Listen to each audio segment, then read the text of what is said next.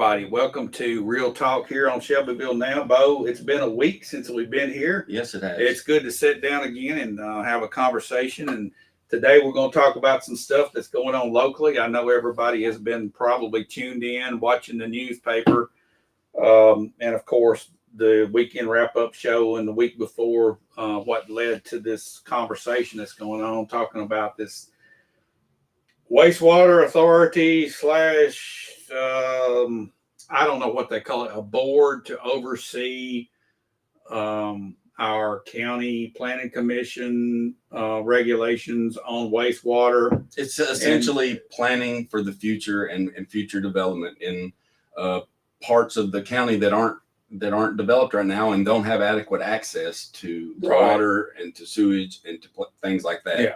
I think that's kind of the summary of what it is here. And of course, we've reported on that already. A lot of comments coming in. And it all started out when we had two of our county commissioners go to the comptroller's office, and I don't know what instigated it, but it all went down to the Tennessee Downs property. Is why they were going on behalf of Tennessee Downs. I think because that motorsports complex that they were going to build is all of a sudden needing a lot of water for some reason. Yeah. Well, they did plan to have some living units in there, but something's changed. Look, something's changed there. It hadn't came. I'm not sure what, but let's go back to earlier this year. We've had wastewater. Yeah, that's a different issue than the drinking water and the water supply, but it's all tied together. Yeah. All of it's tied together because we have to have both. We have to have a lot of things to build a home. Yes. So we have to have a good layout of the land. Mm-hmm. And then if you're going to be in the county, mm-hmm. for years, Bo, it's been like you buy 5 acres of land or whatever it is, and you have a perk site for your sewage, mm-hmm. and you get well water, mm-hmm. or if you have access to water through BCUD, mm-hmm. or some other utility. There's others out there that's maybe over around Bellbuck and so mm-hmm. forth. Some of that comes in from a different place. Right. Whatever. You get all those things together and you build yourself a home and everybody's happy. It's been that way for years and years and years. 20 years ago, Bo, that wasn't a problem.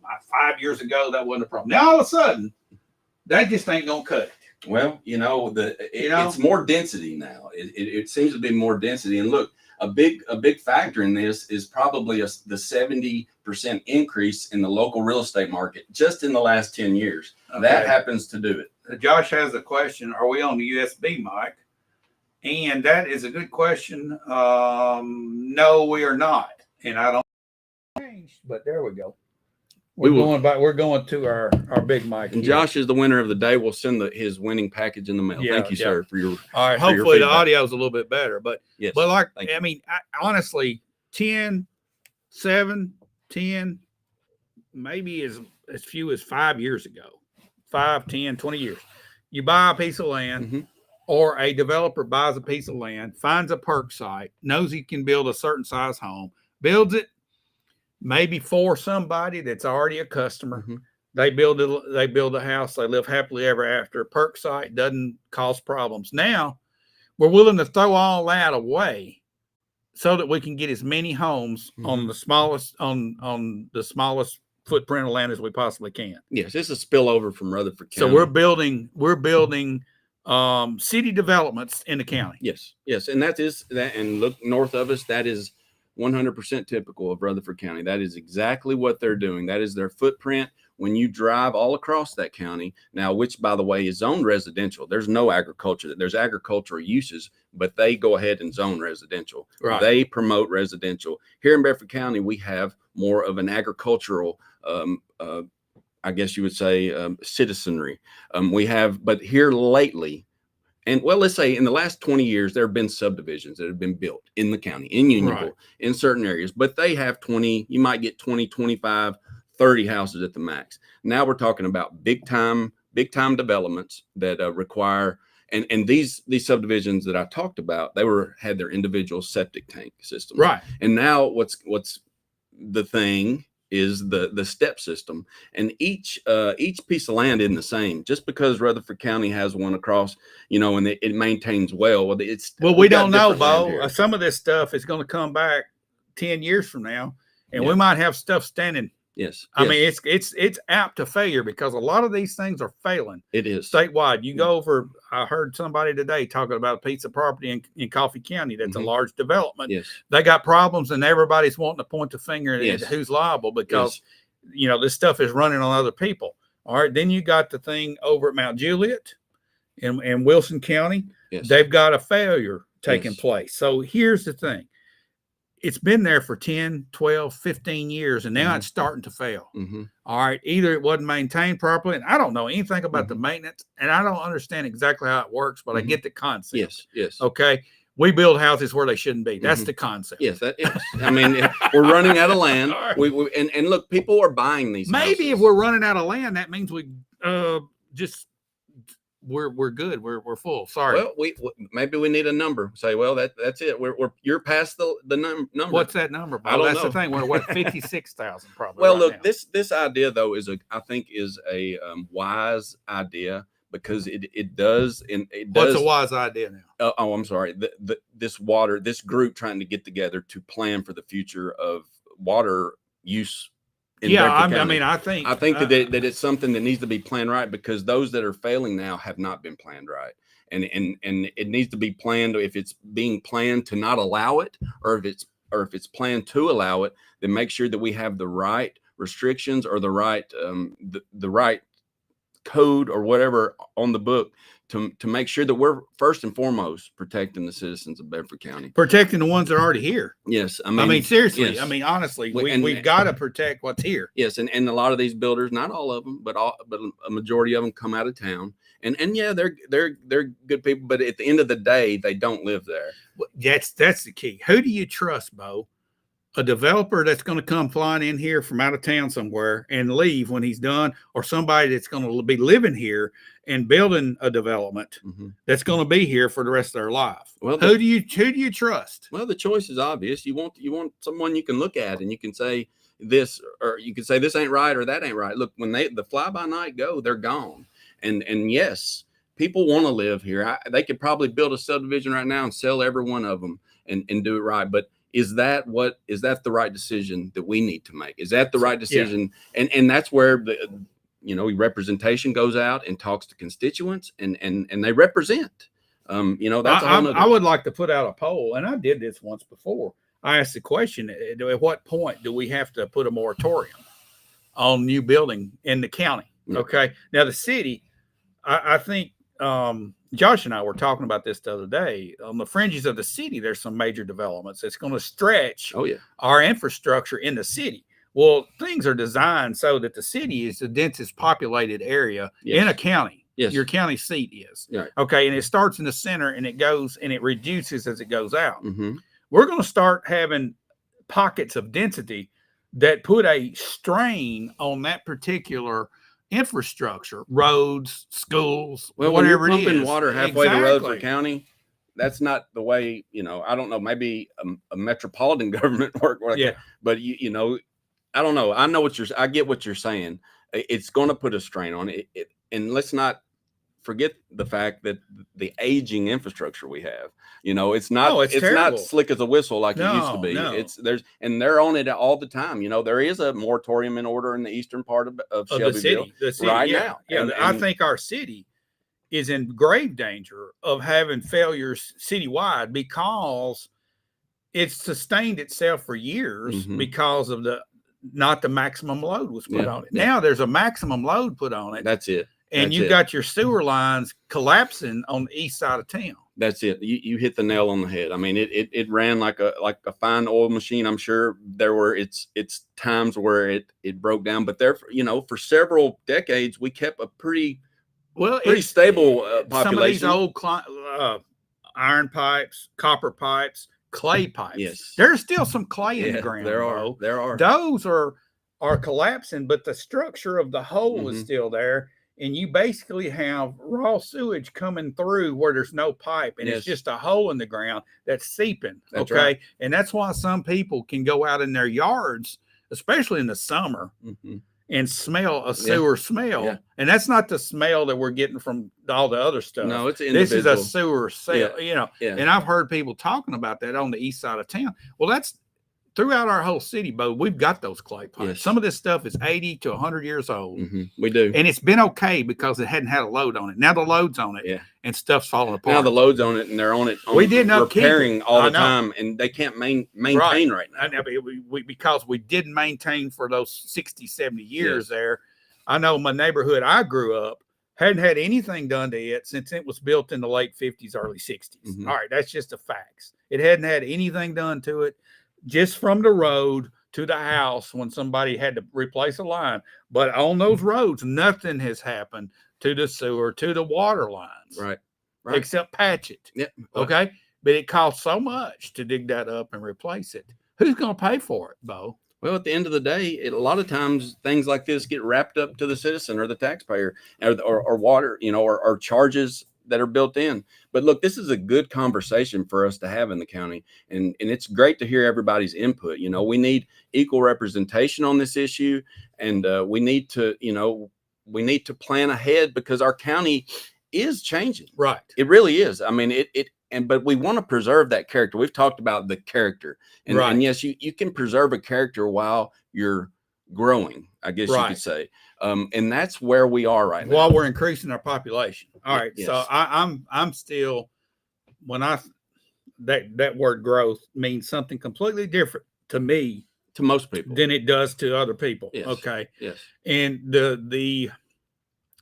in my estimation, in the last 5 years, the character of Bedford County has changed. The drawing card of Bedford County is changing every day. Mm-hmm. When we build one high density area of homes, we're talking about throwing too much sewer and sucking up too much water in a concentrated area. These step systems, I'm telling you, they're going to be blowing up in our face, and I'm not going to be around to see it, Bo. Probably will be gone, but our kids and grandkids are going to be cleaning up these messes down the road, and it's going to be a disaster. I don't think these step systems are nothing but a patch. I don't think they work like everybody claims them to work. Mm-hmm. Now, I'm sure in some cases they can, but where we are right here, we're limestone on the east side of the county. We're clay pretty much everywhere. Yeah. Go up to where we're talking about here. We had 2 representatives representing Bedford County basically throwing BCUD under the bus because they couldn't get water. And now I understand that BCUD is probably going to have water flowing wherever they want it if they just work together. It sounds like they never talked. So they just went to the state and just started throwing jabs at them. They need to talk and sit down. And it is amusing that BCUD came with the opposite of what they were saying. So BCUD hadn't responded. I'm looking forward to them. I look forward to a response. I'm anxious to hear what their plans are for that area that's in question. But I'm wondering this: the biggest failure is who sent. I can understand Mark Thomas going up there as a fire chief. Mm-hmm. Because he is in charge of fire suppression, and we got to have water to put out fires. I get that, but I think the example given was not a good example. We're talking about on Highway 64 versus out on 231, and it sounds like we ain't even talked to BCUD. No, but who did this county commission charge them and say, hey, go talk to go file a complaint? No, it's like I said earlier, it is a commission is a body, and the arm doesn't walk away and go represent the body in a foreign place. That the body needs to be notified on all things. Now, the commissioners that went up there, they might have had good intentions from constituents that went up there, but I think it's always wise to run it by your body. Exactly. There's a process. Okay. Yes. I can understand Commissioner Vick wanting to represent a constituent because that is his constituent. Yes. It's Tennessee Downs. But the proper procedure is to go to our county planning commission, our county codes, our county commission, and say, yes, talk to everybody here before you go up there and start throwing rocks back at home. Yeah, no, it just did not look good. That didn't look good. Not to say they didn't have relevant relevant I guess complaints or Right. good points. That they did make some really good points. But yeah, I think that's a big issue is just getting together, regardless if of the feedback you get from the body, the commission. You know, you need to be there, and you need to let them know. I mean, you've got constituents with worries. Let the rest of the commission know. Go up there and represent. Maybe they could have sent other representatives, but you know, I think one thing too that creates this type of problem is the speed at which our government, and I'm talking about all government, works. It's just like in slow motion, like molasses. It works slow till it works. Yeah. Why would it take 6 months to come to a conclusion that we need a board to oversee wastewater? Why would it take? I mean, in the meeting back 8 months ago, it was talked about we need to form a board. All right. Well, now this board is being brought up. Yeah, here we go. And then you got 2 commissioners up here at the comptroller's office. That's the last resort. It's like they're throwing a Hail Mary. It is. And we just now are bringing this up, and now we're going to form a committee, or the commission is going to vote to form a committee. Vote yay or nay. Yes. I don't know, or a board, not a committee, but a board, which will be appointed by the mayor. And hopefully there will be people, if it gets voted on, okay, there will be people that know what they're talking about rather than people that have a conflict of interest. Well, they need people on that board to represent Bedford County in a way that has no type of economic interest of themselves or anything. They have to be objective. It's great.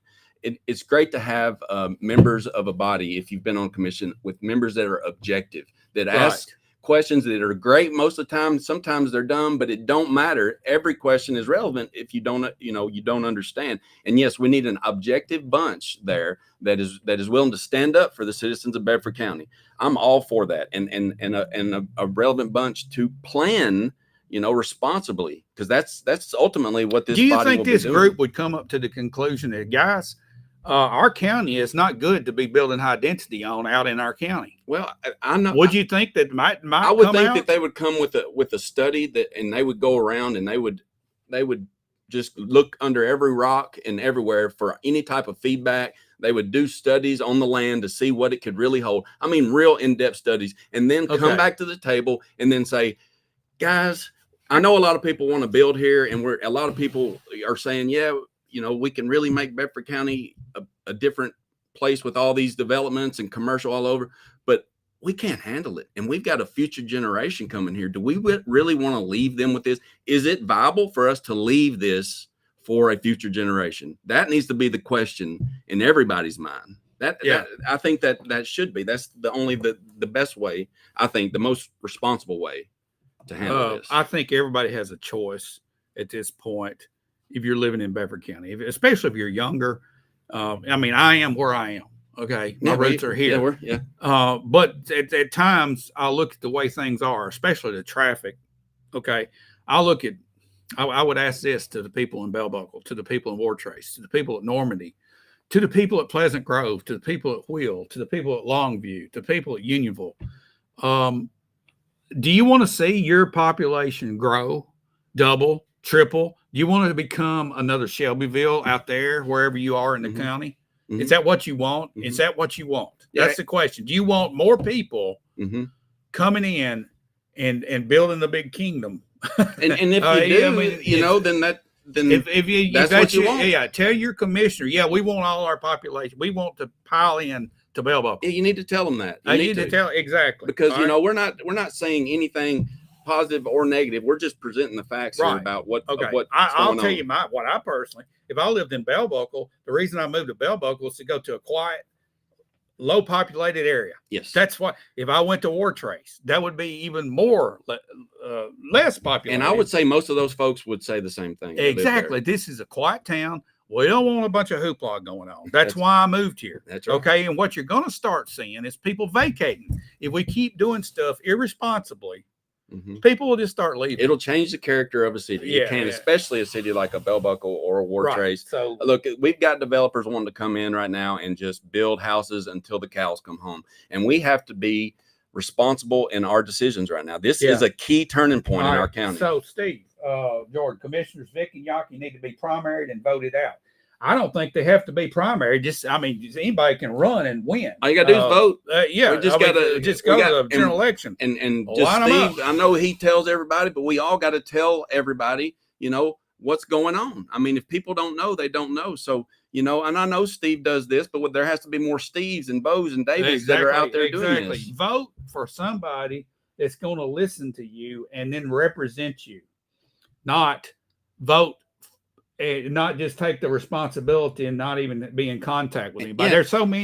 We have so many representatives in our government now, Bo, that never talk to anybody. As a matter of fact, they look down on because they're a population. They were the popular choice. Don't vote for your friends in there. Vote for the person who'll do the best job. And I would second that by saying, don't vote for your family if they wouldn't do a good job. Vote for the person that does the best job. I mean, and we've got some commissioners now that will listen. But they're not one of mine.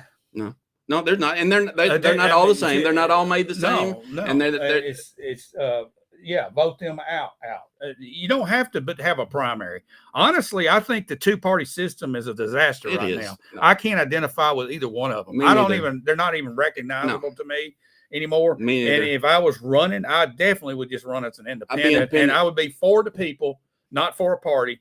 That's where I am. That's what I am, as an independent individual. Independent now. You want my opinion? Okay, here it is. I hope I don't hurt your feelings. There's probably 5 Republicans nationally that I would identify with. The rest of them are off the chain. Yeah, the word Republican. Democrats, there are none. Except, honestly, I heard John Fetterman today. He said, I'm voting for my people. Yeah. Okay. Hey, he's a Democrat. I respect that. When he was running, I was for Dr. Oz because he was conservative. Yeah. Now, Fetterman looks more of a conservative than some of our Republicans do. So I don't even. The moral of the story is, if they've got an R on their name, you still vet them to death because you don't know who they are. Honestly, I don't trust any of them. No, you really got to get that. You've got to follow and look into people to see how they really are. Now, we got some local people that have an R by their name that are true conservatives at the local level. And then we got some that say they're Republicans. They're not Republicans by definition of what a conservative person is. No. But I mean, I quit looking at these letters, Bo. Yeah, I don't look at the letters. We're just it's independent. We're in a small county. We're neighbors, so it's neighbor. Yeah, exactly. We're neighbors and we live together. Yeah. And there's some people that would do good at representing other people, and there's some people that are too self-serving to represent, and there's some people just don't have a clue. Yeah, I'm afraid we're dealing with a lot of that. Yeah, I'm afraid we are, and I'm afraid everybody is. Bottom line, Bo, here's a question for everybody: do you want the complexion and the landscape of Bedford County to drastically change over the next 10 years, or do you not? That's the question that you have to answer to yourself. And then you have to tell your commissioners and your city council people, look, guys, we've had enough. Yeah. And that's the way I tend to look at it, is because I'm a small town guy. I like more of a rural setting, and I would be for less growth in houses and things like that. But if I lived in a county that was all for that, then I would probably move to a more rural area. Here's the thing. I would say this to Commissioner Vick. If you keep putting more high density stuff in the county, and these things don't sell, they're going to turn into rentals, and you're going to have, instead of $13 generals, you're going to have $25 generals. Yeah. Okay, so there you go. Yeah, it sounds good. But pipe dreams sound good, and not to say that Bedford County won't grow in a little bit more with their houses and developments. There'll be more developments, but the rate that we're talking, we don't need that fast rate of Rutherford County. Here's what I think growth is, Bo. I think is the people that are here today are improving their status. Amen. That's what growth is to me. And when I see an older lady, she's not able to keep up her house, or gutters falling off, I see neighbors going and helping her. And to me, when a county or city is actually growing, stuff like that happens. Yeah. You see less homeless people. That's the growth. And doesn't mean numerical. That means just culture growth. Yeah, individual improvement. Individual growth equals to collective growth. It really does. If all individuals are growing within, it just they can't help but to grow those around them, right? I mean, that's the way I look at it. But people like to think houses are growth, and I guess you could look. I think that's just more development. Right. I don't know. But but we've got a lot of that. And I had somebody else go to this direction, Bo, and this is going to be a topic that's coming up, and Steve just brought it up. Property taxes are probably going to have to go up at our current rate of spending. Okay, that's just the way it's going to be. All right, they're reassessed every 6 years. But I'm talking about the rates are going. Oh, you're talking about the rate. The rates are probably going to go up. All right, here's the question I have to people out there: at what point do you freeze property taxes and create a wheel tax? And this has been argued and debated for years, and I'm throwing it out there again. At what point would you trust our local government to institute a wheel tax? Is there any point that would take place? There probably is, and there might be a necessary time for that.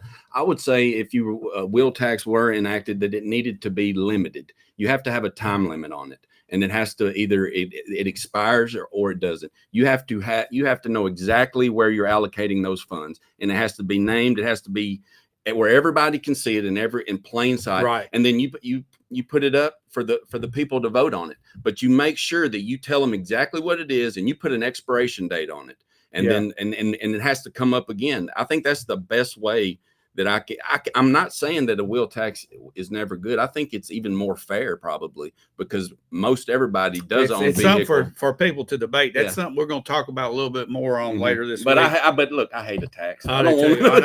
I don't. But honestly, all these issues that we have right now,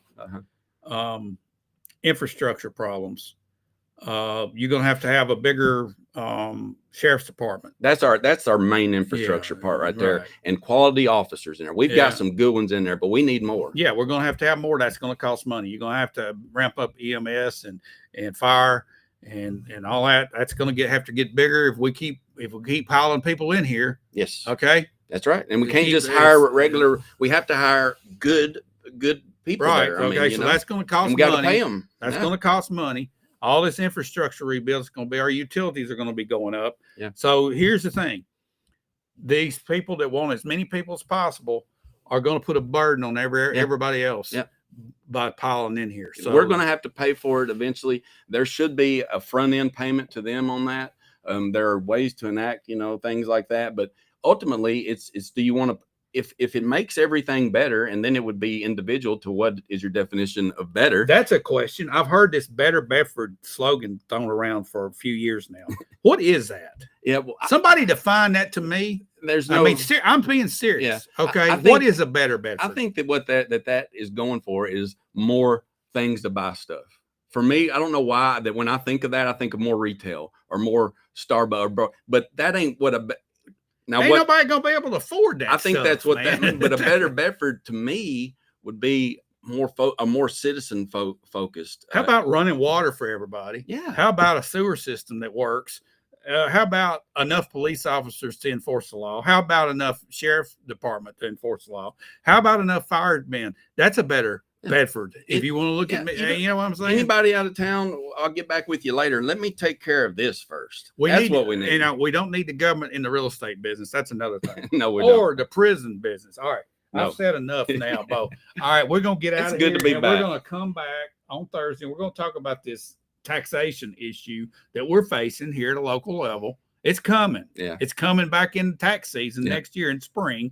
When we start looking at budgets, we're going to be faced. The city and the county is going to be faced with a reality of we're spending more than we're bringing in. Yes. Yes. It's coming. We're going to talk about it and plant that seed today so that we can be thinking about how would you approach your commissioners and your council people on new taxes? What would you say to them? How about let's sharpen the pencil? I don't know, but we're going to talk about it. No, we need to talk about it. I've got a lot of things of ideas and things that I would like to share with people on that. But the main thing is retaining and keeping the best, police officers and workers that you have there. I think that makes our greatest asset is our human resources. Yes. In our county and our city. And when I say police, I mean EMS. We can have the fanciest building on the planet, But if it's sitting there empty with not anybody to do the jobs, That's right. it's useless. That's exactly I'd rather right. see us pitch up a tent and have good people than to right. have a Taj Mahal and have lousy people. Yes. Amen. Fortunately, we have some good ones. We've got top of the line. We're going to people talk here. about this some more. Thanks everybody for watching. Thanks for your comments. Be thinking about taxes and the potential of a wheel tax when we come back on Thursday. And anything else that's on your mind, let us know.